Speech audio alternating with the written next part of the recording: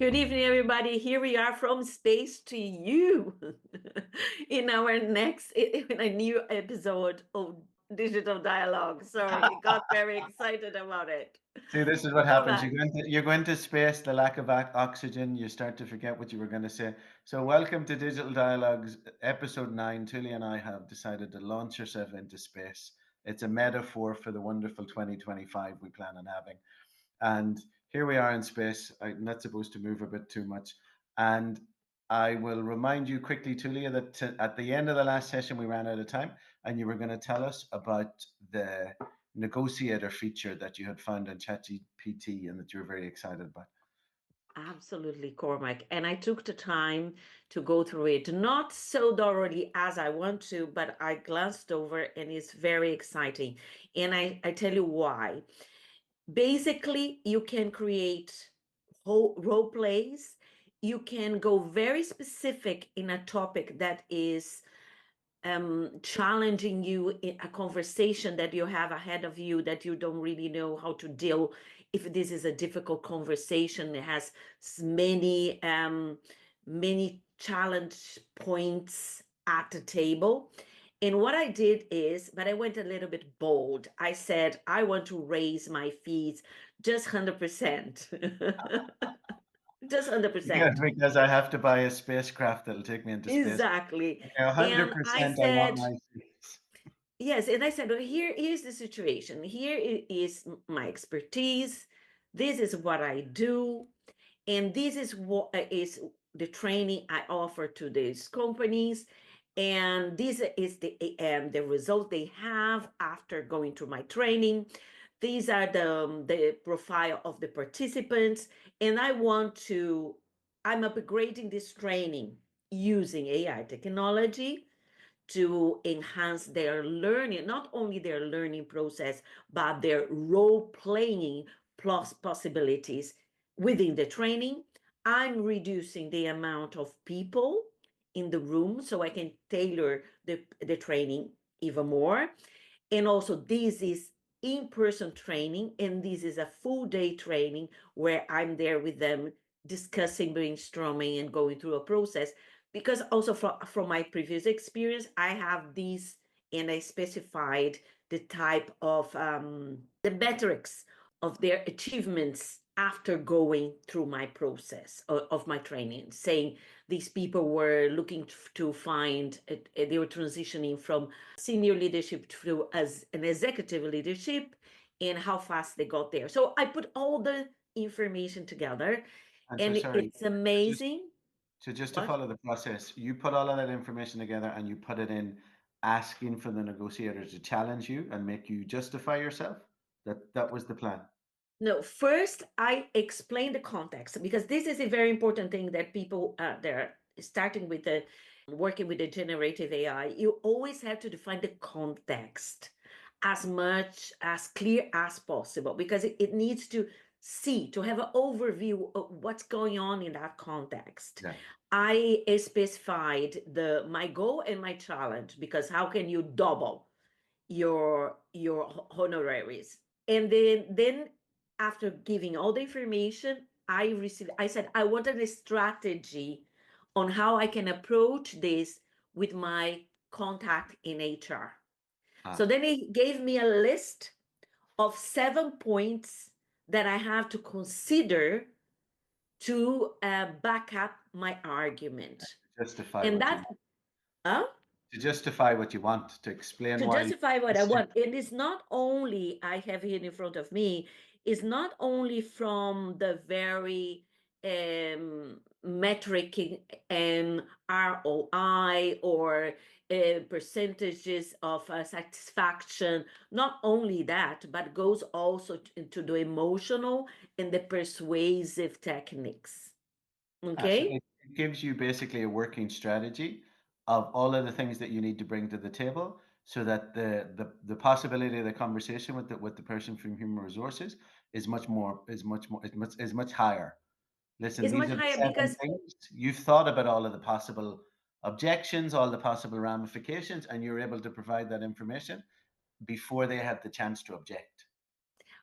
Absolutely. As we in a always say, sense. dealing with the white elephants in the room, meaning dealing with the objections before they arise. You Yeah. present the objections and then the solution, meaning I have thought about that. And you might have been thinking that XYZ, but here is how prepared I am for this. But it goes, for example, not only highlighting the impact of my training in the organization in the past by also underscoring my unique expertise and drawing attention to the exclusivity of my training with some real life testimonials that I already have, the quantifying the value created, the and the benchmark of my rates, meaning like I'm not coming with this number just because I have a pretty face, is there's some reference here in the market that these numbers are coherent, and also how I can leverage this the training for high stake leadership development, testimonials, and then there's several things, and in the end I ask also, okay, how then how can you help me to uh, refine the arguments in all these areas when they present the objections? How can I refine my arguments and give me some examples of arguments that I can use? And then the last step would be, do you want to play now, Tulia? I will be your HR person and you will come to me to present your offer. And I did Okay. not get there because I didn't have time, but this is going to be for the next time. But I found Okay. it very interesting for specifically because for giving you such a structured line of thought, because what happens is when we are preparing something, it can be our presentation, but especially when we are negotiating, there's a lot of emotion involved in it. So it's very easy for that we get like entangled in certain thoughts, and we don't see the big picture, and we forget that we have to see from the other person's perspective, in this case my HR contact. So it was very important that here in this analysis that I received, my agent, my Spokey, also gave me some examples of what would be the possible reactions from my contact when I presented my argument. And now we have Cormac lost in space, but now he's coming back. Cormac. So saying that, Cormac, there's a lot to explore here in the negotiation. There were no charges in space. My computer just told me, okay, you're in space. This is about to die down. Well, this is the part that this is because I was actually speaking today to somebody, as you know, Tuli and I are communication experts, and we do give people support in areas. And today I was talking to a client that had a communication concern, and it was about the negotiation, but it was about what you had just mentioned about the emotion, because in her case, quite similar to what you're saying here, she had been doing work as a freelancer for a company. She wanted to move into 2025 and she wanted to increase her rates. And as her and I were talking about it, and it wasn't even a training really, it was more of a kind of a call between colleagues at this point. And it's really interesting what you said there about the emotion, because not only was she very sure the reasons why she should get this, she was actually coming to the conversation as if she was already angry about not getting it before and about what the company might say to say no. And so she was already angry.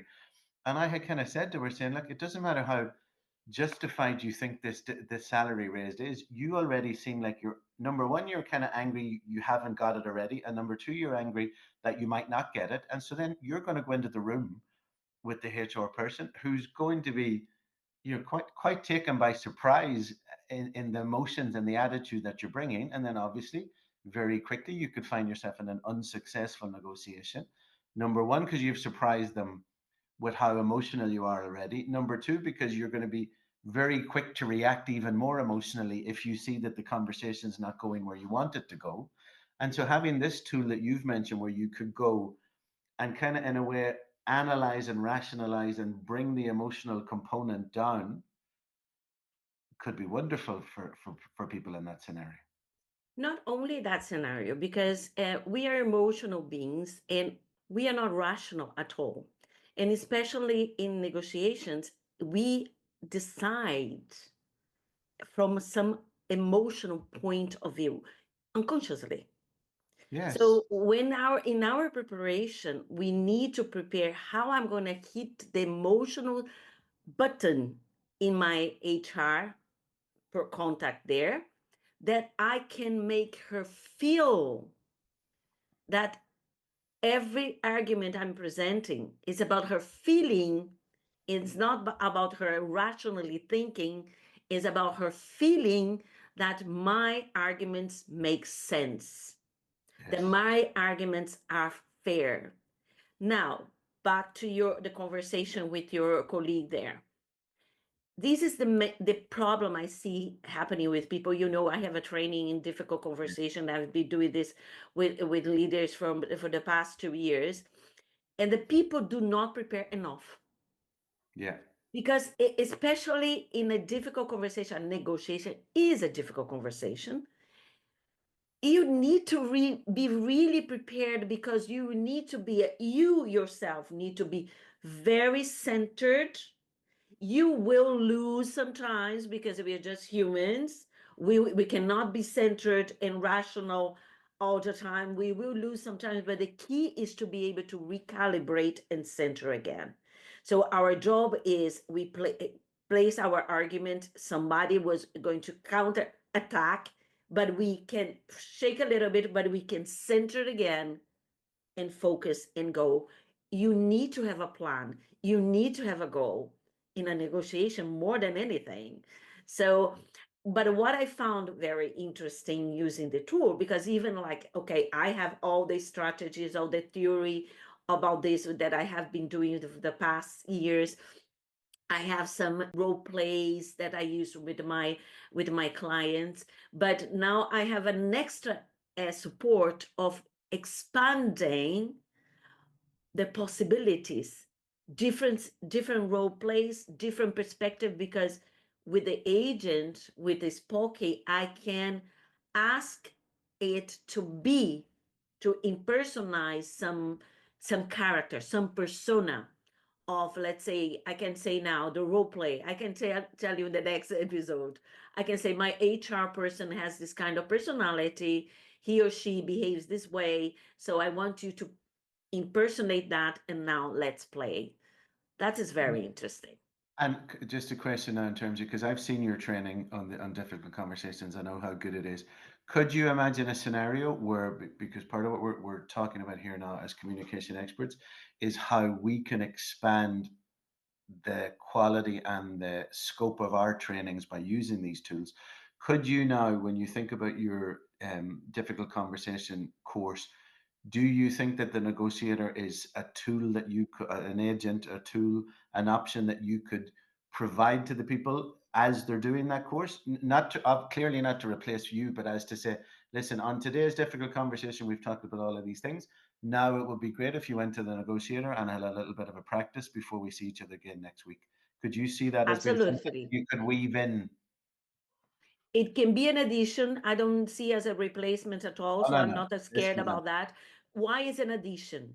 Is an addition because before placing your questions, you need to have some content. You need to have some understanding of the strategies, of the techniques that are needed for a negotiation, for stepping into a difficult conversation. Because then it would be like the colleague that you're talking about, someone that does not really understand the technique. So she might come to the tool and say, well, this is this is that, I feel this way, I feel that way, and gives all this emotional information, but that does not give you enough context for it to elaborate a more solid, sounded solid, argumentative process for you to work with. It comes back to what we said the last episode about the Einstein, the basement, Yeah. that you have the capacity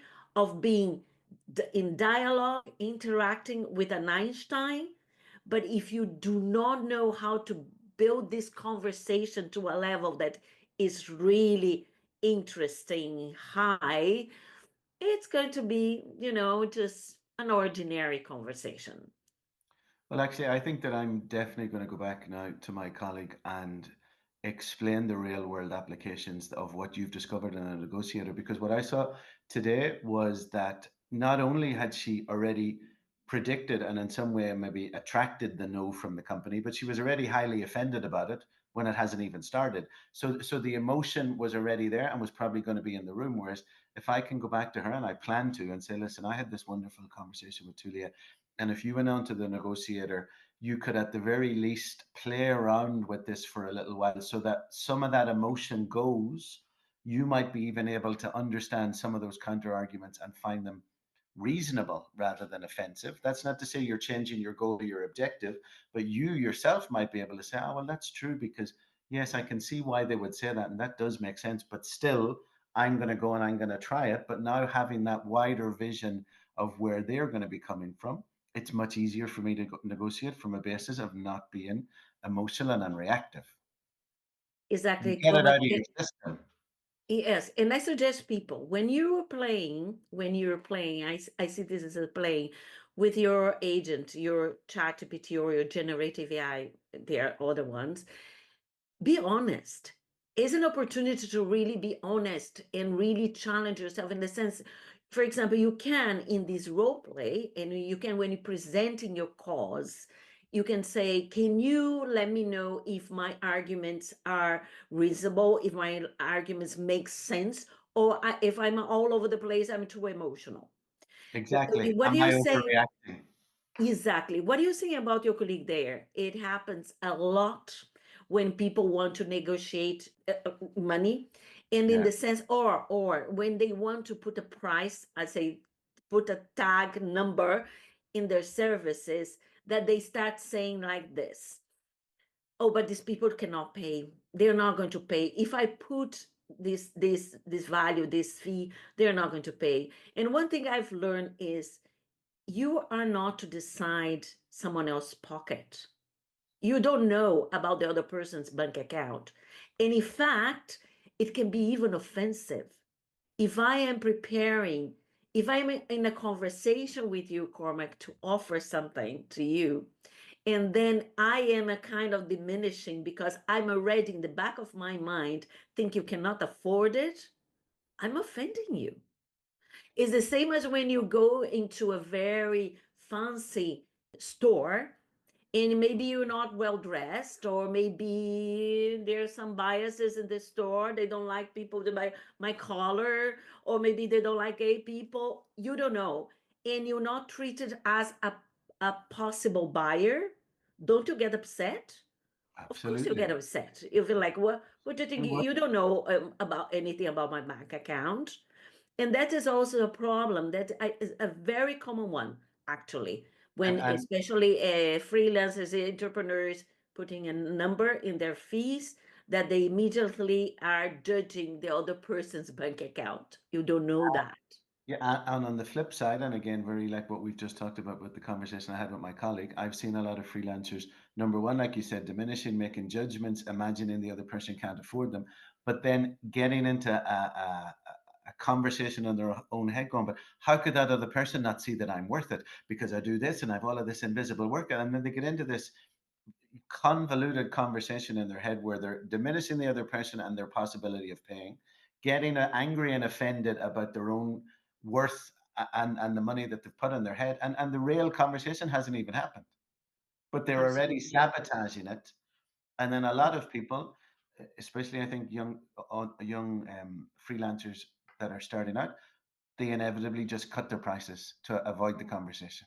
And they think, okay, really, everybody's telling me, and my peers and Chatty and everybody's telling me I should be X for this project, but I feel insecure and I don't want the conversation, I don't want the conflict. I'm going to do it for half price. Yes, and reducing a fee is never um it's never a guarantee, that you get the client, and sometimes the other way around.